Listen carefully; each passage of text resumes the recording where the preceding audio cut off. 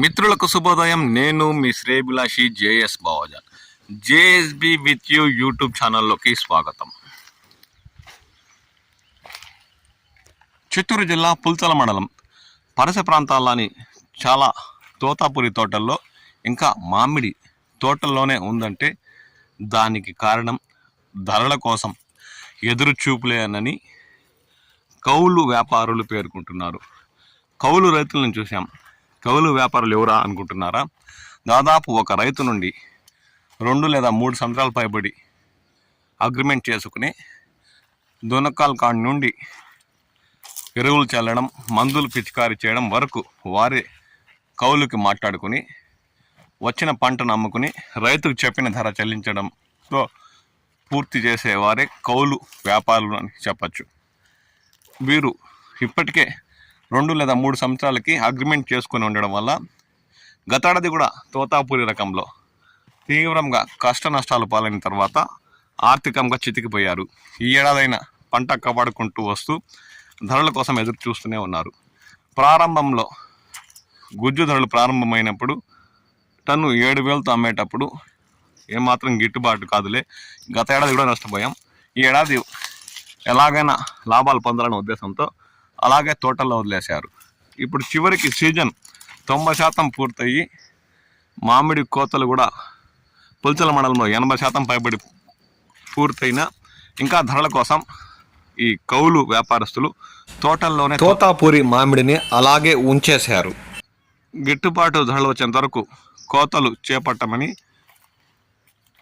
ఇప్పటికే పంట 20% మేరకు నేల రాలినా చివరికి ఈ 2వ వారం 7వ నెల 2వ వారంలో తప్పనిసరిగా 90% పైబడి తోతాపురి కోతలు పూర్తవుతాయని, ఆ సమయంలో ధరలు వస్తే అమ్ముకోవచ్చులే అనే ఉద్దేశంతో తోటల్లోనే వదిలేసినట్లు వారు పేర్కొంటున్నారు. ఎందుకంటే గత ఏడాది ఎట్టో నష్టపోయాం, ఈ ఏడాది కూడా నష్టపోతే నష్టమే లేదు, పూర్తిగా మునిగిపోతాం. లేదంటే ధర వస్తే గత ఏడాది కాకపోయినా ఈ ఏడాది ఖర్చులు కష్టాల నుంచి గట్టెక్కే పరిస్థితి ఉంటుందని వారు ఒక అంచనాకు వస్తున్నారు.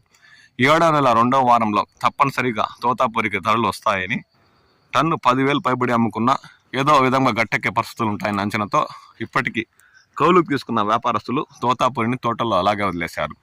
దాదాపు పంట 20-30% తోటల్లో మాగి నేల రాలినా ఏమాత్రం భయపడకుండా తోటల్లో పంటను వదిలేసినట్లు వారు పేర్కొంటున్నారు.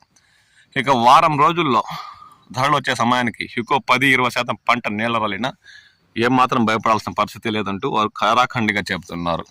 ఎందుకంటే చివరిలో టన్ను 10,000 పైబడి కొనుగోలు చేస్తే ఏదో విధంగా ఏడాది గట్టెక్కుతామని వారు ఆశాభావం వ్యక్తం చేస్తున్నారు.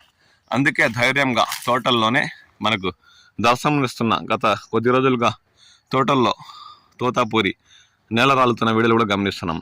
కౌలు వ్యాపారస్తులు రైతుల నుండి దాదాపు 2-3 ఏళ్ళు అగ్రిమెంట్ చేసుకొని తోటలు తమ స్వాధీనంలో ఉంచుకొని వాటి బాగోగులు చూసుకుంటూ మందులు పిచికారీ వరకు చేస్తూ ఇప్పుడు ధరలు లెక్క తోటల్లోనే ఉంచేసిన దృశ్యాలు గమనిస్తూ వచ్చాం.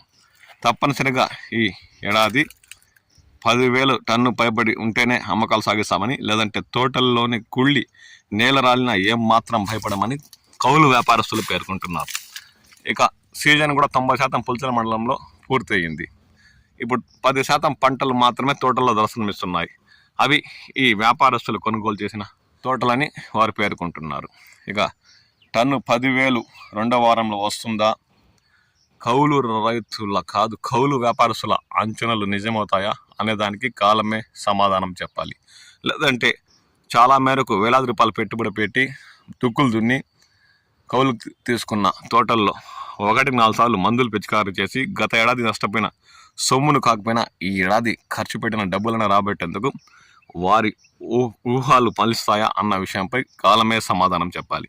మీ ప్రాంతాల్లో కూడా కౌలు వ్యాపారస్తులు ఏమాత్రం తోటల్లో పంటలు పెట్టారు, వారి అంచనాలు నిజమవుతాయా అన్న విషయంపై మీ విలువైన అభిప్రాయాలు పంచుకోండి. వారు అన్నట్టు టన్ను 10,000-15,000 వస్తే ఏడాది వారు గట్టెక్కుతారా అన్న విషయంపై కూడా మీ విలువైన సమాచారాన్ని మాకు తెలియచేయండి. నేను మీ శ్రేయభిలాషి జేఎస్ బావజాన్.